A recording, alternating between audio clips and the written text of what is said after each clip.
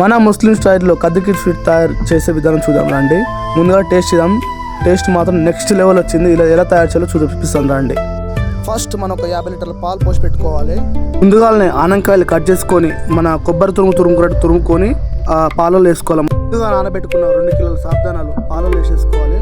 బాగా మసిలినాక స్వీట్ కావాల్సింది కోవానే. ఆ కోవాలో ఒక 10 కిలోల చక్కెర వేసుకుని మొత్తం మిక్స్ చేసుకోవాలి. మొత్తం గడ్డలు లేకుండా మొత్తం మిక్స్ చేసుకోవాలి. చేసుకున్నాక మంచిగా పాలల్లో మసులుతున్న పాలల్లో వేసేసాలి. మంచిగా పాలలో వేసాక మంచిగా కలుపుకోవాలి. మొత్తం గడ్డలు లేకుండా చక్కెర మొత్తం కరిగిపోవాలి.